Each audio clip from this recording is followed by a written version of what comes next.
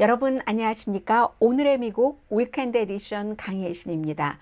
이번 주도 많은 일이 있었지만요. 오늘은 이제 정치적인 면은 좀 정규 방송 시간에 대세라고 말씀드릴 그런 흐름까지는 가지 않기 때문에 전해드리지 못했지만 중요한 것. 그러나 위켄드 에디션이기 때문에 좀 간추려서 전해드리겠고요. 당연히 이제 시사만평을 조금 곁들이겠습니다. 뭐 이를테면 이런 거죠. 제3당 또 케네디 가문의 또 다른 이제 성명 같은 것이 나왔고요. 그런가 하면은 트럼프 전 대통령 쪽에도 글쎄요, 과연 일부 그 기소된 것에 재판 날짜까지 잡혔는데 기소되면 될수록 더 강해지는 트럼프를 어쩌란 말이냐.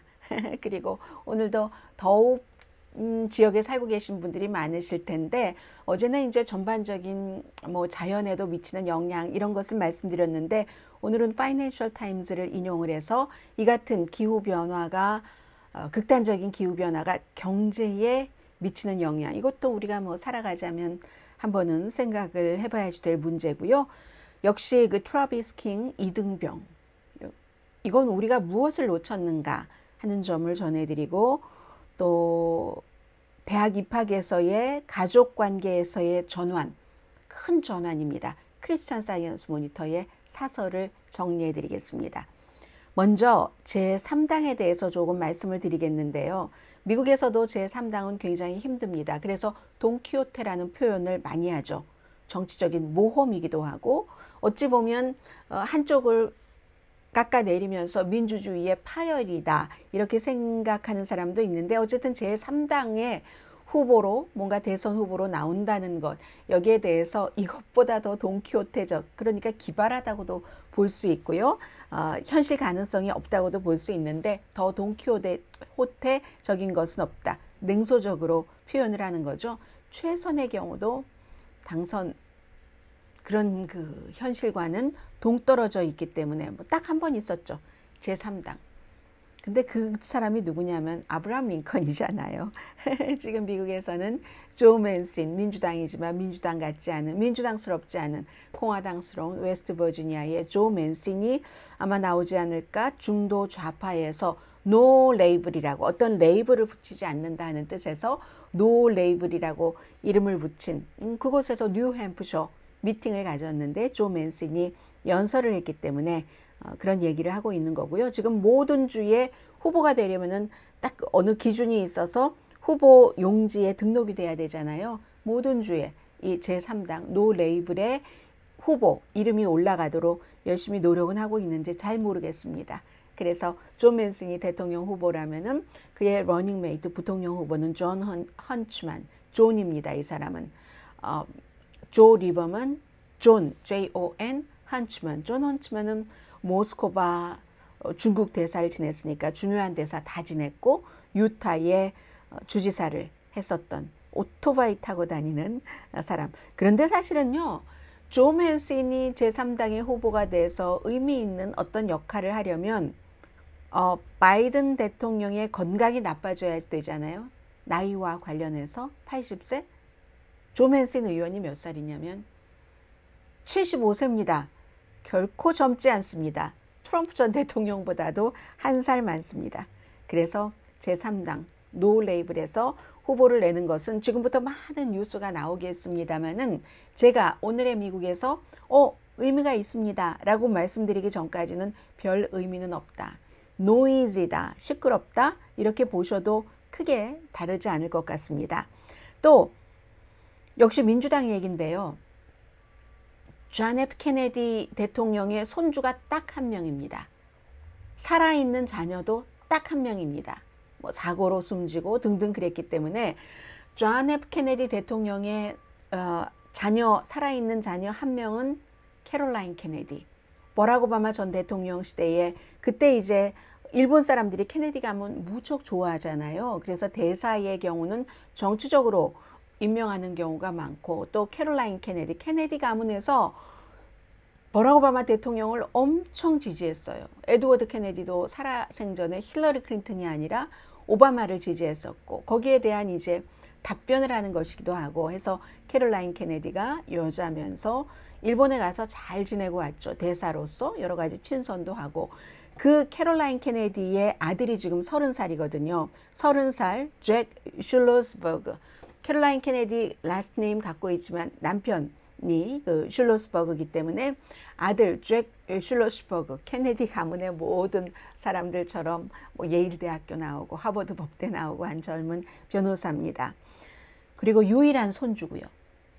생존한 자녀도 유일하고 캐롤라인 케네디가 손주도 유일하게 바로 이 잭 슐로스버그인데, 잭 슐로스버그가 그러니까 존 F 케네디의 동생 로버트 케네디 법무장관, 또 형의 뒤를 이어서 나라를 이끌려고 했었던 로버트 케네디의 아들인 로버트 케네디 주니어.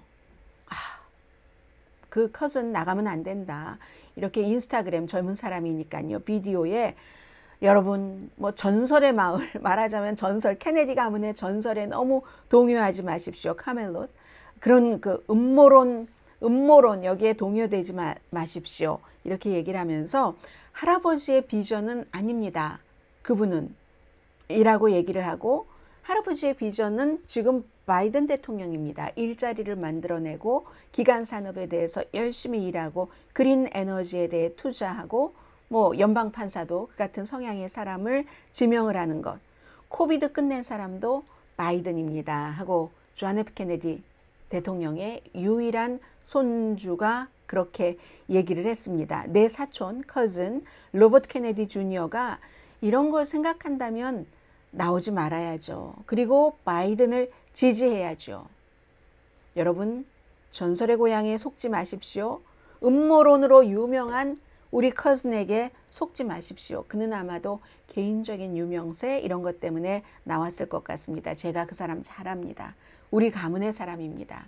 허영심이 많은 거죠. 그 같은 권력적인 주변에서의 허영심에 여러분들 주의를 산만해지지 않게 하기 위해서 제 얘기를 들어주십시오. 라고 얘기를 했습니다. 하버드 뭐 비즈니스 스쿨, 뭐 법대도 나왔고요.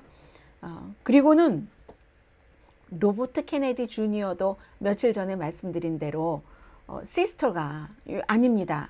저는 저희 오빠 나가는 걸 지지하지 않습니다. 오빠를 비난했고요. 뭐 69살이거든요. 이 로버트 케네디 주니어, 민주당의 후보로 나온 사람이. 주변에서 뭐 그 엉클 하지 마세요 이런 얘기 무척 많이 나오고 있습니다. 시사만평을 좀 보시겠습니다. 1968년도에 로버트 케네디 형 존 F 케네디의 뒤를 이어서 뭔가를 해보려고 했었던 그 사람은 왼편인데, 2023년도에 로버트 케네디 그 주니어는 이건 아니다. 이 보세요. 유대인이 코비드 19 뒤에 있다. 이거 음모론이잖아요. 코비드 19 바이러스가 유대인에게는 견딜 수 있고 중국인에게도 견딜 수 있고 백인과 흑인이 약한 것이다 하는 이런 음모론을 펼쳐놓고는 또 아니라고 얘기를 하고, 이 말 뒤에 많은 케네디 가문이라든가 그런 민주당에서 그를 더 비난했는데, 원래 이 사람은 제일 유명한 게 환경법 전문 변호사이긴 하거든요. 온갖 음모론을 다 들고 나옵니다. 또 하나의 시사만평을 보시면 왼편에 로버트 케네디 주니어네요. 제가요 아주 냉정하게, 그리고 어떤 그 나라를 뭉치게 하는 그런 리더가 되고 싶습니다. 그런 리더가 될 것입니다. 하니까 오른쪽에 엉클쌤이 뭐라고 얘기해요.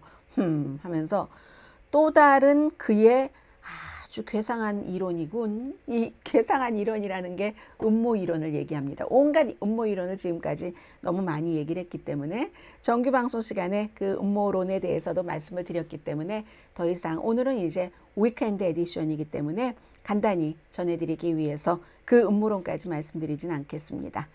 그리고는 마지막 민주당에 관한 것이라면은, 며칠 전에 제가 그 오늘의 미국 탑뉴스 브리핑에서 마조리 테일러 그린이라는 조지아주의 연방 하원 의원이 대통령의 아들 헌터 바이든을 과연 세금 문제, 여기서 국세청이 봐줬는가 봐주지 않았는가 이런 것을 국세청의 내부 고발자를 청문회에 딱 불러서 얘기를 하면서 이 헌터 바이든이 막 성행위를 하는, 얼굴 막 다 보이게 해요.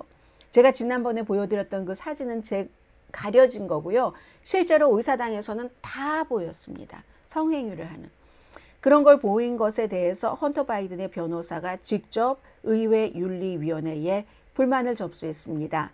이 의회 윤리위원회는 좀 초당적인 그룹이기 때문에 이 같은 불만에 대해서 어떻게 대처할지는 알 수 없지만 뭐 많은 민주당 의원들이 심지어 공화당 의원들조차도 그것과 이것과 무슨 상관이 있다고 라고 얘기를 하시는 분들도 가끔 있었고요.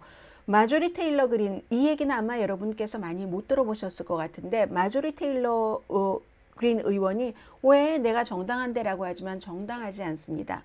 그렇다면 트럼프 전 대통령의 그 누드로 제일 유명한 사람은 미국에서 멜라니아 트럼프예요.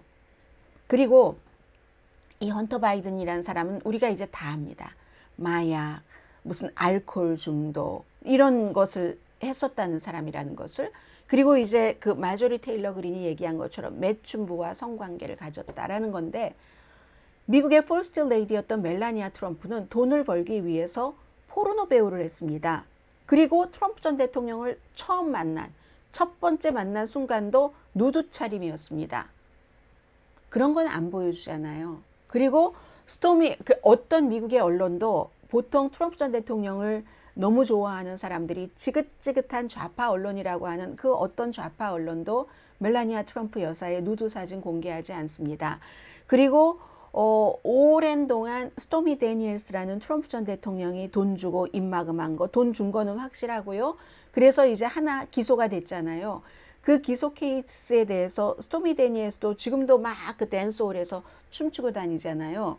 그 누드 사진에 대해서 한 번도 좌파 언론이라고 이름 지어지는 그런 정통적인 언론에서는 스토미 데니엘스의 누드 사진 같은 거 공개하지 않습니다. 그뿐입니까? 트럼프 전 대통령과 여자 관계가 있었던 사람이 한두 사람이 아니고 그냥 저도 오늘의 미국에서 법적으로 이미 거론됐었던 사람만 말씀을 드리잖아요. 캐런 맥두걸. 플레이보이즈 모델이었어요. 아무도 이런 고소 사건이 왔다 갔다 할 때 캐런 맥두걸의 플레이보이 모델이었던 그런 누드 사진을 게재하지 않습니다. 좌파 언론이라고 부르는 그런 뭐 뉴욕타임스 등등 다. 그 정도의 양식은 있는 건데 이 마조리 테일러 그린 의원은 만약에 국세청에서 봐줬다면 무엇을 봐줬다는가. 물론 그 사진을 보여주면서 이렇게 돈 벌어서 매춘했었다 이거거든요. 근데 그것을 증명을 할 수 있는 만한 것은 내놓지 못했고 내부 고발자로서 증인에 선 사람도 그것이 그런 것을 제시할 수는 그런 증거라고는 확인할 수 없다고 얘기를 했습니다. 그러니까 얼마나 이게 편파적이고 그리고 의사당에서 꼭 그런 섹스하는 장면을 봐야지 되는가 여기에 대해서 반대하는 사람도 굉장히 많은 것 같고요. 제가 이 말씀까지 여러분들께 전해드리는 것은 그만큼 아주 추잡한 인격을 그 어느 정도까지는 매너라는 게 있잖아요. 사회에는. 그것까지 다 제껴놓고 사는 사람들이 사회 지도자급에 들어가면 사회가 망가지는 것은 긴 시간이 걸리지 않습니다. 마조리 테일러 그린 의원 자체가 사생활이 굉장히 복잡한 여성이고요. 이 남자하고 자고 저 남자하고 자고 결혼 생활하는 동안에 그리고 또 아무렇지도 않아요. 호르몬의 관계라면 그럴 수 있겠지만 그러면 적어도 본인이 불과 얼마 전에도 그런 일들이 여러 건 있었는데 그렇다면은 남의 것을 가지고 이렇게 말할 수는 없는 거잖아요. 조지아주에 살고 계시는 여러분, 마조리 테일러 그린 그 의원이 여러분의 지역구에서 얼마나 여러분을 만족시키는 일을 하고 있는지는 저는 잘 모르겠습니다. 거기까지 자세히 들여다보진 않지만 큰 네이션와이드적인 이슈는 보지만 그렇지만 개인적으로는 성품이 이런 사람이라는 것을 알아주시기 바랍니다. 트럼프 전 대통령을 좀 보겠습니다. 시사만평부터 보실까요? 지금 당나귀가 민주당들이 고민을 하네요. 왼편에 보니까 막 화살표가 올라가고 있죠. 이건 트럼프 전 대통령의 지지도가 올라가고 있는 것을 보여주는 것 같습니다. 그랬더니 당나귀가 3마리인데 그 중간에 얘기를 합니다. 어떻게 우리가 트럼프의 여론조사 지지율을 내릴 수 있을까? 했더니 스탑. 그를 기소하는 것을 스탑해야 돼. 기소하면 할수록 지지율이 올라가니까.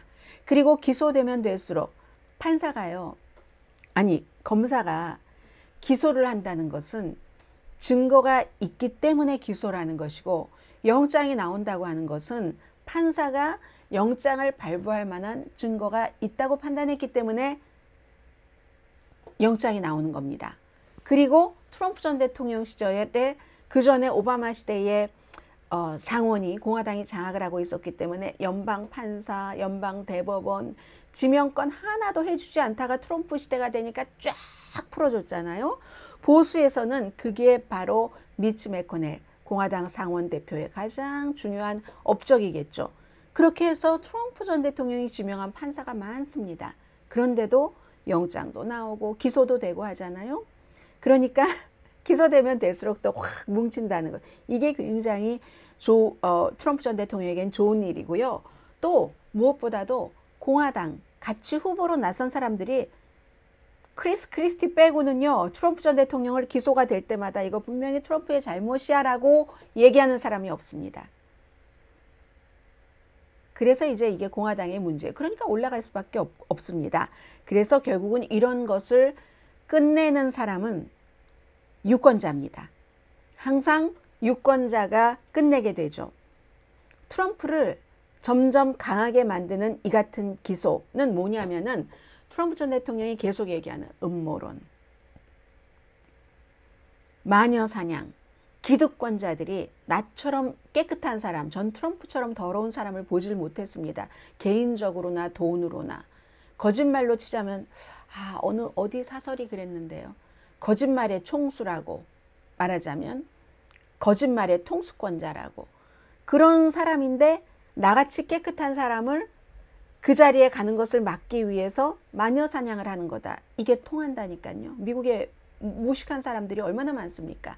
제가 지금 무식하다고 말씀드린 것은 뭐 학교에서 각야 거결을 배우고 안 배우고의 무식한 게 아니라 마음의 성정의 무식함을 얘기를 하는 겁니다. 그런 음모론이다. 내가 제일 깨끗하기 때문에 내가 저 더러운 기득권들을 다 없애버리겠어. 기득권이 더러운 것도 사실이죠. 오랜 동안 쌓아왔으니까. 그러나 그 더러운 기득권을 무너뜨리기 위해선 정말 깨끗한 사람이어야지. 트럼프처럼 기득권보다 더 더러운 사람이 뭐를 어떻게 하겠습니까? 그래서 이제 이러한 것에 속아 넘어가는 사람들이 상당히 많지만 저는 지금도 그렇게 믿고 싶습니다. 적어도 중도적인 사람은 다른 거 다 괜찮습니다. 아니 괜찮지도 않지만 지도자가, 나라 최고의 지도자가 되는 사람이 어떻게 입만 벌리면 거짓말을 하고 수준은 그렇게 천박하고 아주 나쁘게 싸가지 없게 천박한 것이요. 그런 사람이 대통령이 된다는 것을 저는 미국에 살고 있는 한 도저히 그걸 받아들일 수가 없습니다. 앞으로도 트럼프 전 대통령의 지지자에게 엄청나게 욕을 먹겠지만 적어도 인간성이 트럼프 전 대통령보다는 훨씬 좋은 사람이 나라의 지도자가 돼야지 되죠. 집에서 엄마 아빠가 늘 거짓말에, 그리고 아빠는 밖에만 나가면 여자들 보이기만 하면은 다 잠자고 아니라고 하고, 탄론하면 내 취향 아니라고 하고, 그러는 집안에서 아이가 뭘 배우겠습니까? 그래서 저는 이 트럼프 전 대통령을 지금으로서는 굉장히 기소권 하나가 될 때마다 강하게 만들지만 마지막에는 트럼프에 치우친 공화당이 아니라 중도적인 분들이 잘 판단을 해 주시리라고 믿습니다. 이건 완전히 바이든이다 아니다의 문제가 아닌 거예요. 트럼프는 안 된다. 네버 트럼프. 그 말씀을 드렸습니다. 그리고 다음 주에는 아마 의사당 폭동 사건에 관해서 트럼프 전 대통령이 기소될 가능성도 있는 그런 주이기 때문에 뉴스가 그쪽으로 많이 쏠리겠네요. 이번에는 기후변화가 경제에 미치는 영향을 좀 말씀드리겠는데요. 파이낸셜 타임즈를 아주 길고 심각하게 기사를 썼던데요. 제가 그걸 조금 가볍고 축약을 해서 전해드리겠습니다. 경제에 미치는 영향이 기본적으로는 지중해 관광 엉망이랍니다. 왜 서울대를 졸업하신 분들 아크로폴리스 광장 얘기를 많이 하시죠. 아크로폴리스, 아테네 때 몇 세기 동안 그 아테네 그 도시에서 어떤 침략에도 견디고 막 그 전쟁, 포위됐던 거 여기에서 다 견뎌냈습니다.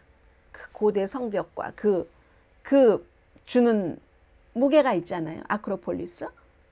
아크로폴리스가요. 결국은 너무 더워서 몇 시간 문을 닫았습니다. 그 역사를 보기를 원해서 가는, 또 뭐 이런 게 있다고 하니까 유명하니까 가봐야지 하는 그런 최고의 관광 명소가 섭씨로 말씀드리자면 40도가 넘어서 몇 시간 동안 폐쇄됐으니 다른 곳의 관광 상상할 만합니다. 캘리포니아주에서는 데스밸리에서 하이킹 하시던 분 숨지셨고요. 건축 분야는 어떻겠습니까? 뜨거운 강철에 이건 손만 대면 됩니다. 제가 이 강철을 말씀드릴 때마다 뜨거운 양철 지붕 위의 고양이가 생각나는데요. 배우들이 마론 브란도도 생각이 나고, 아무튼 엘리자베스 테일러도 생각이 나고. 되겠습니까? 이런 건축업이. 농업은 어떻습니까? 뭘 말씀드리겠습니까? 식물이 말라서 부서지고 사람은 숨을 못 쉬는데, 이건 가격이 오른다는 것으로 연결이 되겠죠. 실내에서 일하시는 분들도 마찬가지입니다. 에어컨 없이 이 극한 무더위에 일을 하는 사람들이 너무 많습니다. 이 세상에는. 그럴 때 생산성이 오를까요? 또 이건 인권의 문제이기도 하고요. 운송업, 보험이야 뭐 기후변화 때문에 캘리포니아주가 가장 잘 보여주고 있잖아요. 뭐 스테이트팜 등등. 우리 더 이상 주택보험 못하겠다 하고 나가는 것. 이 열선, 히트 웨이브가 점점 더 많이 강하게 오니까 아직까지 완전하게 뉴 노멀이라고 사람들이 받아들이지는 못하는 것 같아요. 이런 극단적인 더위와 극단적인 추위와 극단적인 산불과. 그런데 이제는 이게 노멀이구나, 뉴 노멀이구나 하고 받아들일 시점이 얼마 되지 않아서 올 것 같이 보이는, 지금 딱 그런 완전히 지금 이거 뉴 노멀이잖아 라고까지는 아니지만 그 직전까지 간 것처럼 보입니다. 6월 달에도 7월 달에도 사상 최고의 더위였다고 하고, 적어도 나사가 발표한 거 보면은 몇백 년 안에 8월 달에도 그럴 것이라고 하잖아요. 가깝게 식당 안에서 일하시는 분들 주방에서 얼마나 더우시겠어요. 거기서 에어컨이 제대로 작동을 하겠습니까? 열기로 막 지지고 볶고 해야지 되는 그곳에서. 그러니까 그건 너무 힘드시겠어요. 생산성 엄청나게 나빠질 테고 해서 전체적으로 일하는 그런 것의 몇 % 정도는 잃어버린다라고, 너무 더워서 추울 때도 마찬가지일지 모르겠습니다만은 그렇게 될 테고요. 그리고 또 이렇게 생산성이 낮아져서 만약에 사업을 하시는 분들이 날짜를 못 맞추면 또 벌금 내셔야지 되잖아요. 이건 또 엄청난 겁니다. 수명이 단축되는 건 너무 당연한 일이고요. 그래서 변화에 우리가 어떻게 적응할 것인가, 완전히 뉴 노멀로 받아들이기까지는 모든 사람들이 다 이것까지는 못한 것 같으니까 어느 순간까지 받아들이는 시점이 되기 전까지라도 빨리 대책을 세계적으로 마련을 해서, 예상보다 너무 빨리 바뀌고 있기 때문에 그래야지 된다 하는 것을 파이낸셜 타임스가 지적을 했습니다. 그래서 이제 기후변화 대사가 중국에도 가고 한 거잖아요. 자, 그리고 트라비스 킹 이등병 말씀을 조금 드리겠습니다. 이 사람이 이제 의도적으로 월북했다 하는 것은 다 알고 있었고요. 폭행 사건, 2번의 폭행 사건이 있었고 경찰 차도 발로 차고 했잖아요. 그래서 뭐 100만 원, 500만 원 벌금형 받고, 그 한국군과 미군 사이에 여러 가지 과정, 이런 것들이 지난해 9월부터 결국은 7월까지 계속 이어졌다는 거죠. 이 사람이 구금됐다가 풀려난 것은 잠깐이고, 그리고 한 번은 또 벌금 안 내고 뭐 그냥 일하는 걸로 때운다고도 하고 하다가 미국으로 텍사스, 달라스로 보내줘야지 되는데, 그 한국 법에 따라서 그 게이트까지 에스코트 하는 사람이 갈 수 없게 되니까, 미군 에스코트가 갈 수 없게 되니까, 그래 그럼 여기부터는 세관 건너서부터는 혼자 가라 하고, 지금 탑승수속 했어 하니까 탑승수속 했다 하고 빠져나와서 미리 등록을 해놨던 그 투어, 판문점 투어에 가서 북한으로 넘어간 거잖아요. 이 출국 직전까지는 따라갈 수가 없기 때문에 따라가지 않은 거. 미군을 한국에서 그렇게 허술할 수가 있을까? 저도 처음에 그렇다고 말씀을 드렸었고요. 했는데 이게 그 법에 따라서, 이 사람이 지금 구금 상태가 아니었기 때문에 그게 법에 따라서, 그런데도 요청을 했답니다. 요청을 했는데도 받아들여지지 않았기 때문에 혼자 갈 수 있는, 그리고 이 이등병은 그걸 노렸던 거죠.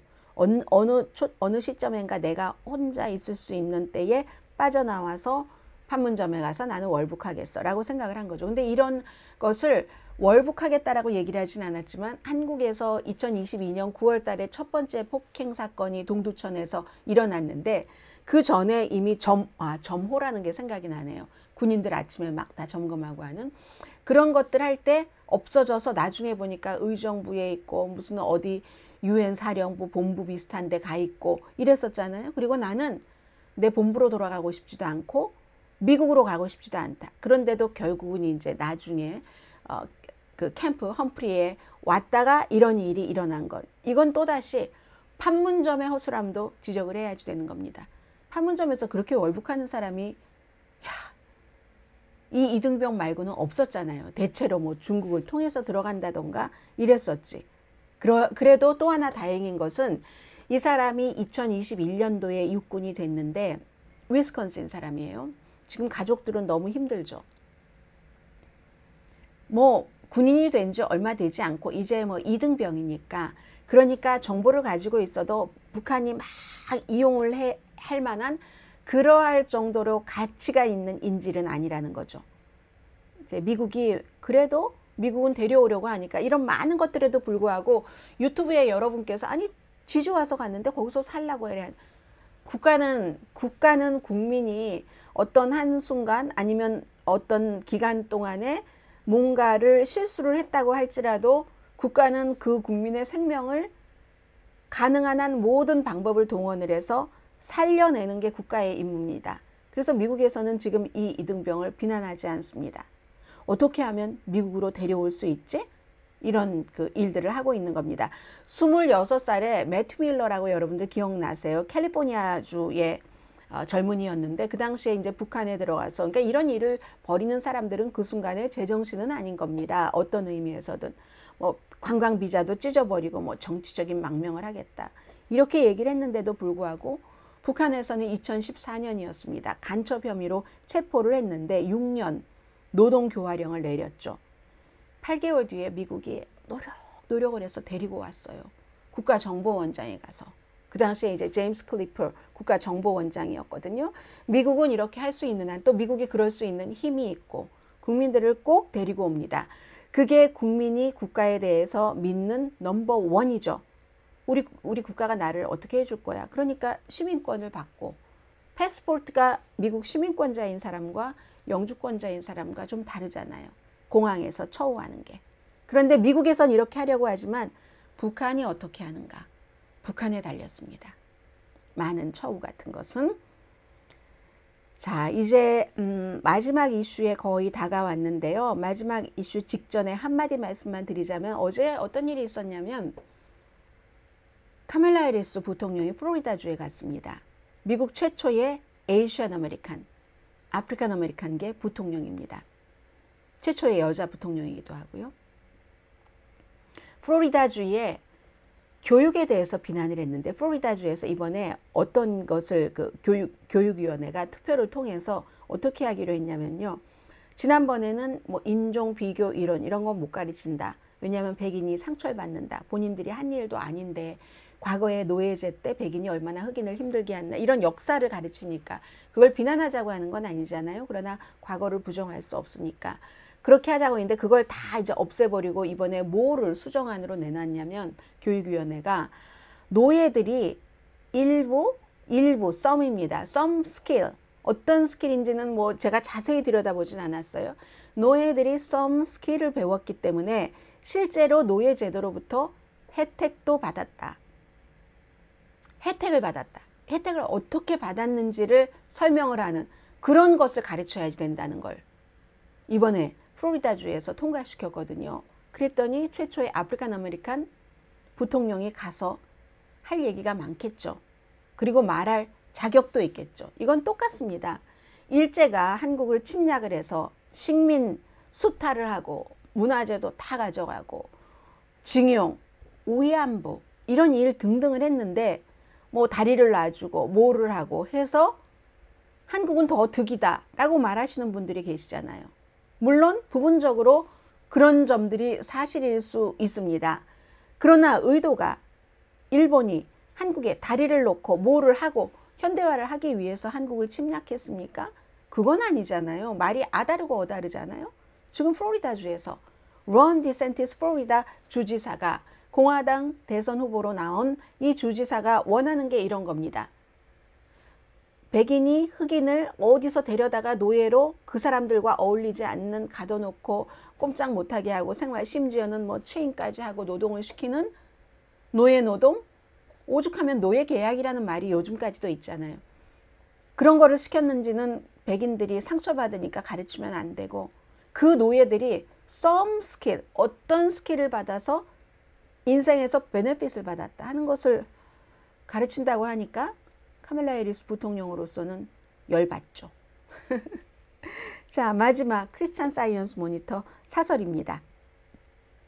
대학 입학에서 가족 관계에서 이제 전환을 하는 겁니다. 레가시 입학을 얼마 전에 퓨 리서치사의 여론조사를 통해서 75% 미국 사람들이 반대한다라는 건 말씀드렸잖아요. 아니 어떻게 학생들이 다른 거 안 돼도 우리 부모님들이 그 학교 동문이면 좋은 대학교를 가냐고요. 주로 이제 동부의 사립학교에서 많이 그러는데 이 레가시는 도네이션 입학과도 조금 비슷하기 때문에 레가시 우리 부모가 거기 나왔으면서 돈도 내면은 그건 아주 좋은 거잖아요. 그러니까 백인 또 부자에게 분명한 어퍼머티브 액션인 겁니다. 이걸 이제 웨슬리안 대학이 없애겠다. 총장이 우리는 그렇게 많이 다른 대학처럼 하진 않았지만 그래도 연방 대법원이 어퍼머티브 액션을 없애는데 소수 인종의 뭐를 조금 이렇게 해준다는 기울어진 운동장을 출발선을 갖게 해준다는 이걸 없앴는데 그럼 우리도 이거 없애야지 하고 없앴잖아요. 이제 그 이후에 다른 대학교도 있었어요. 보니까 University of Minnesota 트윈 시티 캠퍼스가 뭐 두 군데인가 되니까 University of Minnesota의 트윈 시티 캠퍼스에서도 레가시 입학 부모가 그 학교 나왔기 때문에 이런 것을 끝냈습니다. 이 레가시 입학이라는 것은 결국은 유전자 풀이잖아요. 유전자에 따른 입학이잖아요. 사실은 지난번에 어퍼머티브 액션 없앤다 하고 하버드와 노스캐롤라이나주의 폐지 판결을 연방 대법원이 내렸을 때 닐 고서치 굉장히 보수적인 사람이에요. 이 사람이 이 레가시 입학도 의심할 것도 없이 백인과 부자에게 베네핏 되는 것 사실이다. 이렇게 얘기를 했었습니다. 지금 크리스천 사이언스 모니터의 사설을 전해드리고 있어요. 바이든 대통령은 교육부에 이런 특권, 유전자 특권이잖아요. 이런 것을 하는 것이 과연 이 관행이 옳은가 하는 것을 조사하도록 지시를 했습니다. 웨슬리안의 총장 마이클 로스 총장이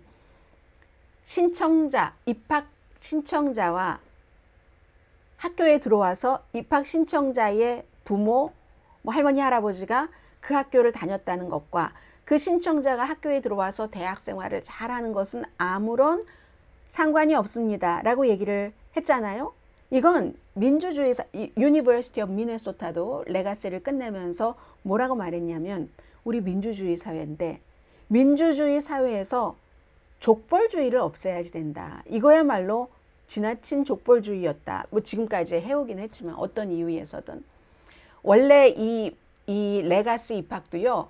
백인 앵글로색슨 기독교 개신교 사람들의 어떤 그런 동아리 비슷하게 되어 있거든요. 그러니까 여기는 카톨릭도 배제하고 그다음에 유대교 주이시도 배제하고 에이시안도 배제한다. 이런 뜻에서 시작된 게 레가시 입학입니다. 근데 이제 세월이 오다 보니까 이건 불공정하다라고 얘기를 하잖아요. 그 크리스찬 사이언스 모니터가 알프레드 대왕이요. 왜 영국에서 대왕이라고 대라고 큰 대자 그레이트자를 붙이는 사람은 두 사람밖에 없잖아요. 한 사람인 그 알프레드 대왕의 말을 맨 마지막에 인용을 했습니다. 이제 그 말을 인용하기 전에 어떤 조직에서든지 족벌적인 특권, 유전자적인 특권 이런 것을 물려주는 여러 가지 방법을 하고 하는데 그 방법 중에 하나가 레가시다. 그렇게 아이빌리그 등등에 많잖아요. 사회에 나와서 또 다 장악을 하는 거예요. 다른 사람들은 어떻게 갈 수가 없어요. 그런데 다리를 놓는 것이 약간의 어퍼머티브 액션 비슷한 것이었는데 치우라고 하니까 그럼 그렇지 않아도 이미 다 특권돼 있는데 족벌 체제로 그것까지 하느냐. 그럼 돈은 누가 내느냐 하잖아요. 기부와는 또 다르지만 돈은 충분하다는 거예요. 그러면 옥스포드가 족벌제 있는 줄 아세요? 없어요. 캠브리지 없습니다. 런던 경제대학 나쁩니까? 미국의 동부 어떤 대학보다 없어도 운영되잖아요. 웨슬리안 대학 총장이 돈은 걱정하지 말아라. 돈은 다 운영이 된다 라고 얘기를 했습니다. 알프레드 대왕의 말을 전해드리죠. 권력을 가진 자가 선하지 않는 한 절대로 선할 수 없다. 권력을 가진 자가 선하지 않는 한 권력이라는 것은 선할 수 없다. 선하게. 그걸 선하지 않아서 계속 물려주려고 하면 권력은 악한 거죠. 그런 얘기를 했는데 크리스찬 사이언스 모니터가요. 아마 알프레드 대왕이 이런 말도 그 뒤에 덧붙였을지도 몰라. 만약에 요즘 사람이라면 그럴 수 있잖아요. 고등교육에서의 미래가 유전자 헤리티지에 달려서는 안 되고 뛰어난 학습 능력에 달렸어야지만 된다. 이런 얘기를 했습니다. 알프레드 대왕이 그야말로 뭐 800년대였으니까 그러니까 9세기잖아요. 9세기 사람인데 잉글랜드 남부 뭐 그래서 지금의 뭐 아무튼 그 영국 왕실의 시초죠. 제가 참 이걸 보면서 대왕은 대왕이다. 군사적으로 모든 것에 있어서 다 장악하지 못했지만 그런 생각을 해봤습니다. 자, 말씀을 드리다 보니까 제가 마지막을 하고 했는데 몇 가지가 아니라 그의 삶은 전설적이었습니다. 어제 미국 대통령이 팝 가수 이 토니 베넷 사망에 대해서 한 얘기입니다. 70년 넘게 단순하게 고전만 부른 게 아니라 그의 삶 자체도 고전적이었습니다. 시대에 맞게 본인을 바꾸려는 것에 저항했고 물론 어느 정도는 이렇게 해야지 되지만 전혀 내가 아닌 것을 락큰롤을 하지 않았잖아요. 이 사람이. 60년대 70년대에 61년도에 I left my heart in San Francisco인데 그 뒤에도 이걸 계속 가지고 와서 시대가 변하니까 20세기에 가고 21세기에는 레이디 가가 같은 본인과 나이 차이가 그렇게 많은 사람과 같이 노래를 해서 그 시대를 결국은 초월하잖아요. 레이디 가가에게도 플러스죠. 3번의 그 공연을 토니 베넷과 함께 하면서 그러니까 절대로 아닌 것은 나하고 아닌 것은 아니고 그건 락앤롤은 락앤롤대로 존재라고 엘비스 프레슬리는 엘비스 프레슬리대로 그러나 뭐 내가 뭐 프랭크 시나트라 같은 사람이 나의 멘토였고 토니 베넷이라는 이름은 밥 호프가 지어줬거든요. 뭐 그런 이렇게 해서 그 분위기를 나는 나의 색깔을 유지하고 좋은 노래를 부르고 싶었다고 하잖아요. 그 좋은 노래라는 건 사람들에게 좋은 느낌을 주는 그런 거 그래서 이제 그의 특별한 음성은 좋은 삶에 대한 멜로디와 리듬을 딱 보여줬다는 것 이런 시대에 맞게 스타일을 조정하려는 건데 반항하고 가수들 그래서 흥하는 가수가 없습니다.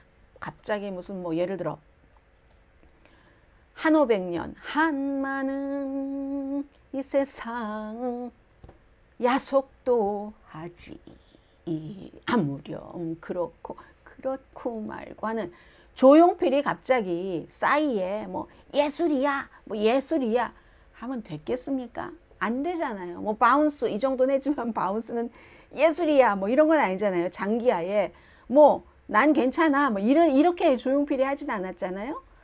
토니 베넷이 자기를 지켰다는 그런 것이고요. 96세로 이미 2016년부터 알츠하이머를 앓고 있다고 했고 개인적인 생활, 결혼도 여러 번 했고 마약에 탐닉해서 어려웠었던 적도 있고 하지만 어렸을 때 꿈꿨었던 그림도 나중에 그리고 인상 좋잖아요. 군인도 나갔었고요. 2차 대전에. 군인 나갔기 때문에 미국이 이런 게 좋아요. GI 빌이 있었기 때문에 음악을 클래스라도 좀 몇 개 들을 수 있었고 하게 된 거고 또 백인이면서 민권 운동을 흑인들과 같이 해리 베라폰테와 같이 그리고 흑인들이 막 어디 가서 민권 운동할 때 같이 백인으로서 가서 했고 그러니까 넬슨 만델라 이런 사람들을 앞에서 연주하고 미국의 11명 대통령 앞에서 다 노래 부르고 했거든요. 그러니까 오바마도 클린턴도 토니 베넷이 숨졌습니다. 이렇게 얘기를 하는 겁니다. 존 F 케네디 대통령 앞에서도 노래했었고 엘리자베스 2세 여왕 앞에서도 노래를 했었습니다. 그래서 20세기, 21세기에는 부활한 거죠. 레이디 가가와 함께 케이디 랭하고도 같이 노래를 불렀고요. Cheek to Cheek이 전 좋거든요. 레이디 가가와 함께 한번 유튜브에서 찾아보세요. Cheek to Cheek. 로즈메리 클루니하고 노래 부른 것도 좋고요. Beautiful, Beautiful Brown Eyes. 자, 여기까지 오늘의 미국 위켄드 에디션 마치겠습니다. 오늘은 미국이 토요일이고요. 내일은 일요일이거든요. 일요일이지만 내일도 오늘의 미국 탑뉴스 브리핑은 이어집니다. 강혜신이었습니다. 아주 좋은 시원하게 저도 얼음물 마시고요. 지내세요. 한국은 일요일이 되겠네요.